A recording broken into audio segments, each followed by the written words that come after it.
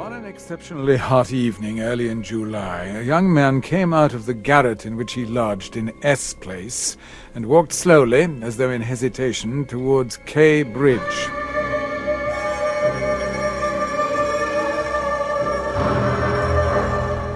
He had successfully avoided meeting his landlady on the staircase. His garret was under the roof of a high 5-storied house and was more like a cupboard than a room. The landlady, who provided him with the garret, dinners, and attendance, lived on the floor below, and every time he went out he was obliged to pass her kitchen, the door of which invariably stood open. And each time he passed, the young man had a sick, frightened feeling which made him scowl and feel ashamed. He was hopelessly in debt to his landlady and was afraid of meeting her. This was not because he was cowardly and abject, quite the contrary. But for some time past he had been in an overstrained, irritable condition verging on hypochondria. He had become so completely absorbed in himself and isolated from his fellows that he dreaded meeting not only his landlady, but anyone at all. He was crushed by poverty, but the anxieties of his position had of late ceased to weigh upon him. He had given up attending to matters of practical importance. He had lost all desire to do so. Nothing that any landlady could do had a real terror for him.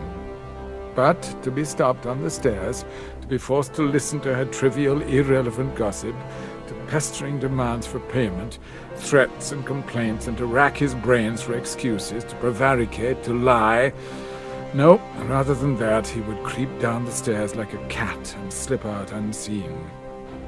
This evening, however, on coming out into the street, he became acutely aware of his fears. I want to attempt a thing like that, and am frightened by these trifles, he thought, with an odd smile. Yes. All is in a man's hands, and he lets it all slip from cowardice. That's an axiom. It will be interesting to know what it is men are most afraid of. Taking a new step, uttering a new word, is what they fear most. But I'm talking too much. It's because I chatter that I do nothing.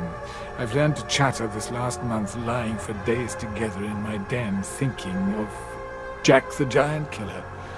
Why am I going there now? Am I capable of that? Is that serious? It is not serious at all. It's simply a fantasy to amuse myself, a plaything. Yes, maybe it is a plaything. The heat in the street was terrible, and the airlessness, the bustle and the plaster, scaffolding, bricks and dust all about him. And that special Petersburg stench, so familiar to all who are unable to get out of town in summer, all worked painfully upon the young man's already overwrought nerves. The insufferable stench from the pothouses, which are particularly numerous in that part of the town, and the drunken men whom he met continually, although it was a working day, completed the revolting misery of the picture. An expression of the profoundest disgust gleamed for a moment in the young man's refined face. He was, by the way, exceptionally handsome, above the average in height, slim, well-built, with beautiful dark eyes and dark brown hair. Soon he sank into deep thought, or more accurately speaking, into a complete blankness of mind. He walked along not observing what was about him and not caring to observe it. From time to time he would mutter something, from the habit of talking to himself, to which he had just confessed. At these moments he would become conscious that his ideas were sometimes in a tangle, and that he was very weak. For 2 days he had scarcely tasted food.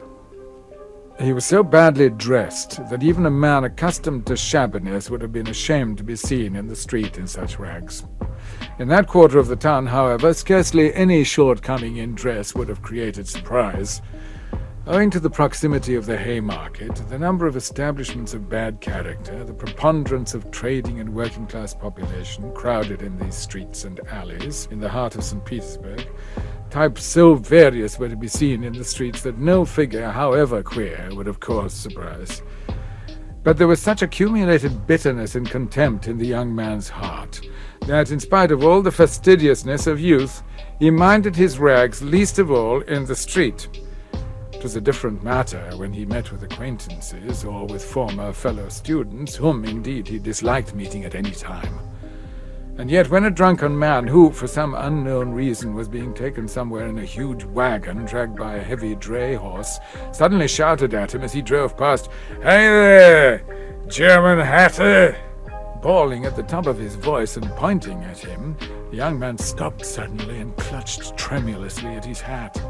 It was a tall, round hat from Zimmermann's, but completely worn out, rusty with age, all torn and bespattered, brimless, and bent on one side in most unseemly fashion. Not shame, however, but quite another feeling akin to terror had overtaken him. "I knew it," he muttered in confusion. "I thought so. That's the worst of all. Why, a stupid thing like this, the most trivial detail, might spoil the whole plan. Yes, my hat is too noticeable. It looks absurd, and that makes it noticeable. With my rags I ought to wear a cap, a sort of old pancake, but not this grotesque thing. Nobody wears such a hat. It would be noticed a mile off. It would be remembered. What matters is that people would remember it, and that would give them a clue. For this business one should be as little conspicuous as possible. Trifles are what matter.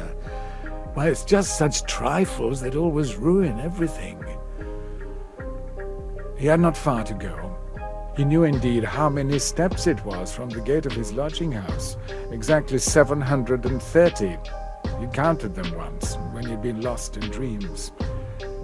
At the time he had put no faith in those dreams and was only tantalizing himself by their hideous but daring recklessness. Now, a month later, he had begun to look upon them differently, and in spite of the monologue in which he jeered at his own impotence and indecision, he had involuntarily come to regard this hideous dream as an exploit to be attempted, although he still did not realize this himself. He was positively going now for a rehearsal of his project, and at every step his excitement grew more and more violent. With a sinking heart and a nervous tremor, he went out to a huge house which on one side looked onto the canal and on the other into the street. This house was let out in tiny tenements and was inhabited by working people of all sorts: tailors, locksmiths, cooks, Germans of sorts, girls picking up a living as best they could, petty clerks, etc. There was a continual coming and going through the two gates and in the two courtyards of the house. 4 doorkeepers were employed on the building. The young man was very glad to meet none of them, and at once slipped unnoticed through the door on the right and up the staircase. It was a back staircase, dark and narrow, but he was familiar with it already and knew his way, and he liked all these surroundings. Such darkness, even the most inquisitive eyes were not to be dreaded. "If I am so scared now, what would it be if it somehow came to pass that I were really going to do it?" he could not help asking himself as he reached the 4th story. There his progress was barred by some porters who were engaged in moving furniture out of a flat. He knew that the flat had been occupied by a German clerk in the civil service and his family. This German was moving out then, and so the 4th floor on this staircase would be untenanted except by the old woman. "That's a good thing, anyway," he thought to himself as he rang the bell of the old woman's flat. The bell gave a faint tinkle, as though it were made of tin and not of copper. The little flats in such houses always have such bells that ring like that. He had forgotten the note of that bell, and now its peculiar tinkle seemed to remind him of something, and to bring it clearly before him. He started. His nerves were terribly overstrained by now. In a little while the door was opened a tiny crack. The old woman eyed her visitor with evident distrust through the crack, and nothing could be seen but her little eyes glittering in the darkness. But seeing a number of people on the landing, she grew bolder and opened the door wide. The young man stepped into the dark entry, which was partitioned off from the tiny kitchen.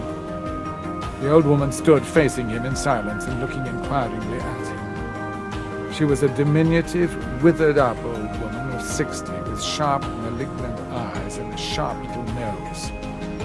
Her colorless, somewhat grizzled hair was thickly smeared with oil, and she wore no kerchief over it. Round her thin, long neck, which looked like a hen's leg, was knotted some sort of flannel rag, and in spite of the heat there hung flapping on her shoulders a mangy fur cape, yellow with age. The old woman coughed and groaned every instant. The young man must have looked at her with a rather peculiar expression, for a gleam of mistrust came into her eyes again. "Raskolnikov, a student. I came here a month ago." The young man made haste to mutter, with a half-bow, remembering that he ought to be more polite. "I remember, my good sir. I remember quite well your coming here," the old woman said distinctly, still keeping her inquiring eyes on his face. "And here I am again on the same errand," Raskolnikov continued, a little disconcerted and surprised at the old woman's mistrust. "Perhaps she's always like that, though. Only I did not notice it the other time," he thought with an uneasy feeling. The old woman paused, as though hesitating, then stepped on one side, and pointing to the door of the room, she said, letting her visitor pass in front of her, "Step in, my good sir."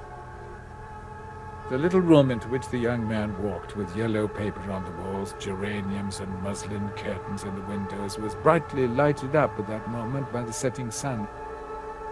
In the corner a light was burning before a small icon. Everything was very clean. The door and the furniture were brightly polished. Everything shone. "Lizaveta's work," thought the young man. There was not a speck of dust to be seen in the whole flat. It's in the houses of spiteful old women that one finds such cleanliness, Raskolnikov thought again, and he stole a curious glance at the cotton curtain over the door leading into another tiny room in which he had never looked before. These two rooms made up the whole flat. "What do you want?"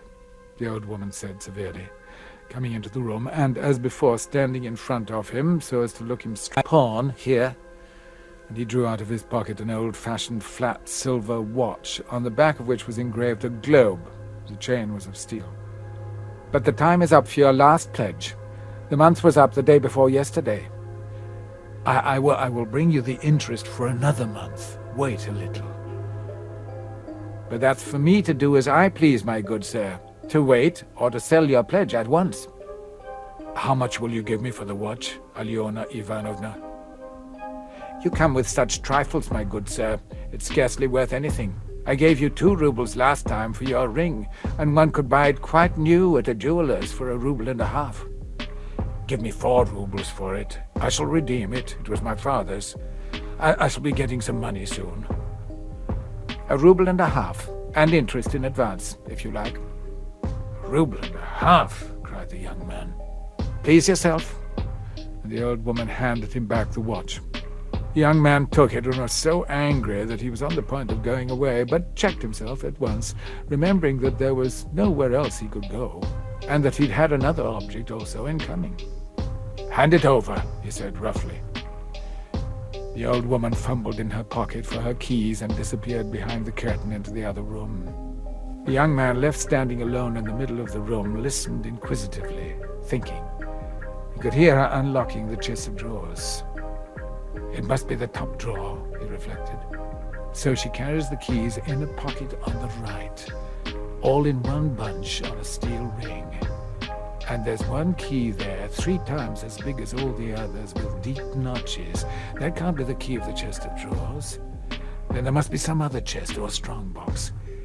That's worth knowing. Strong boxes always have keys like that. But how degrading it all is." The old woman came back. "Here, sir. As we say, 10 kopecks the ruble a month. So I must take 15 kopecks from 1.5 rubles for the month in advance. But for the 2 rubles I lent you before, you owe me now 20 kopecks on the same reckoning in advance. That makes 35 kopecks altogether. So I must give you 1.15 rubles for the watch. Here it is." "What, only 1.15 rubles now?" "Just so." The young man did not dispute it and took the money. He looked at the old woman and was in no hurry to get away, as though there was still something he wanted to say or to do, but he did not himself quite know what. I may be bringing you something else in a day or two, Alyona Ivanovna. A valuable thing, silver, a cigarette box, as soon as I can get it back from a friend," broke off in confusion. Well, we will talk about it then, sir. Goodbye. Are you always at home alone? Your sister's not here with you?" he asked her as casually as possible as he went out into the passage. "What business is she of yours, my good sir?" Oh, no, nothing particular. I simply asked. You're too quick. Good day, Alyona Ivanovna." Raskolnikov went out in complete confusion. This confusion became more and more intense. As he went down the stairs, he even stopped short 2 or 3 times, as though suddenly struck by some thought. When he was in the street, he cried out, "Oh God, how loathsome it all is! And can I possibly... Oof. No, it's nonsense, it's rubbish," he added resolutely. "And how could such an atrocious thing come into my head? What filthy things my heart is capable of. Yes, filthy above all, disgusting, loathsome. And for a whole month I've been..." But no words, no exclamations could express his agitation. The feeling of intense repulsion, which had begun to oppress and torture his heart while he was on his way to the old woman, had by now reached such a pitch and had taken such a definite form that he did not know what to do with himself to escape from his wretchedness. On returning from the Haymarket, he flung himself on the sofa and sat for a whole hour without stirring.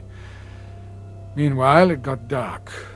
He had no candle, and indeed it did not occur to him to light up. He could never recollect whether he had been thinking about anything at that time.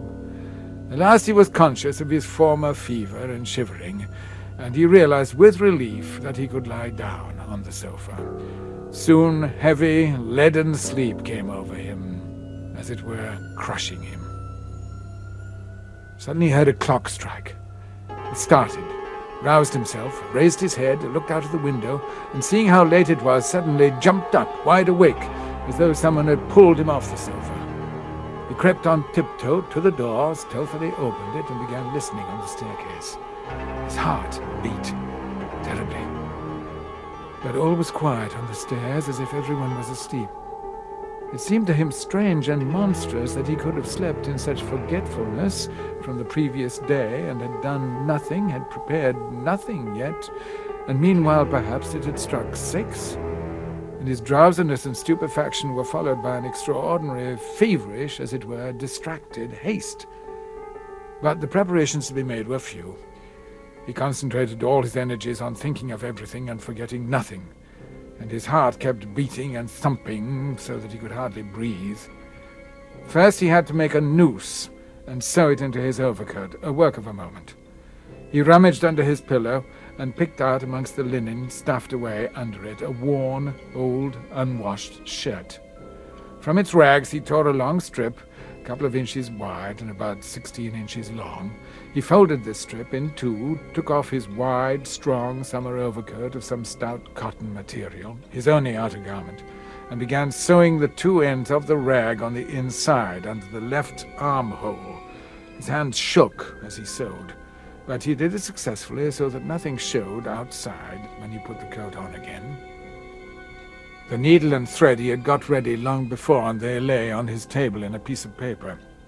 As for the noose, it was a very ingenious device of his own. The noose was intended for the axe. It was impossible for him to carry the axe through the street in his hands, and if hidden under his coat, he would still have had to support it with his hand, which would have been noticeable. Now he had only to put the head of the axe in the noose, and it would hang quietly under his arm on the inside. Putting his hand in his coat pocket, he could hold the end of the handle all the way so that it did not swing, and as the coat was very full, a regular sack, in fact, it could not be seen from the outside that he was holding something with his hand that was in the pocket. This noose, too, he had desired a fortnight before. When he had finished with this, he thrust his hand into a little opening between his sofa and the floor, fumbled in the left corner, and drew out the pledge, which he had got ready long before and hidden there. This pledge was, however, only a smoothly planed piece of wood, the size and thickness of a silver cigarette case. He picked up this piece of wood in one of his wanderings in a courtyard, where there was some sort of a workshop. Afterwards he had added to the wood a thin, smooth piece of iron, which he had also picked up at the same time in the street. At first, long before, indeed, he had been much occupied with one question: why almost all crimes are so badly concealed and so easily detected, and why almost all criminals leave such obvious traces. He had come gradually to many different and curious conclusions, and in his opinion the chief reason lay not so much in the material impossibility of concealing the crime as in the criminal himself.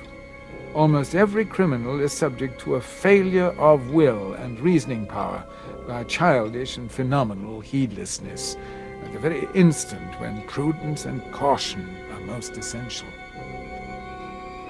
It was his conviction that this eclipse of reason and failure of willpower attacked a man like a disease, developed gradually and reached its highest point just before the perpetration of the crime, continued with equal violence at the moment of the crime and for longer or shorter time after, according to the individual case, and then passed off like any other disease.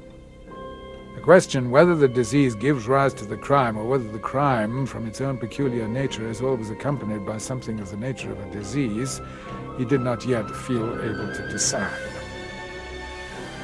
When he reached these conclusions, he decided that in his own case there could not be such a morbid reaction, that his reason and will would remain unimpaired at the time of carrying out his design, for the simple reason that his design was not a crime.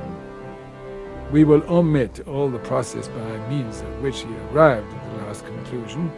We have run too far ahead already. We may add only that the practical, purely material difficulties of the affair occupied a secondary position in his mind. One has but to keep all one's willpower and reason to deal with them, and they will all be overcome at the time when once one has familiarized oneself with the minutest details of the business. But this preparation had never been begun. His final decisions were what he came to trust least, and when the hour struck, it all came to pass quite differently, as it were accidentally and unexpectedly.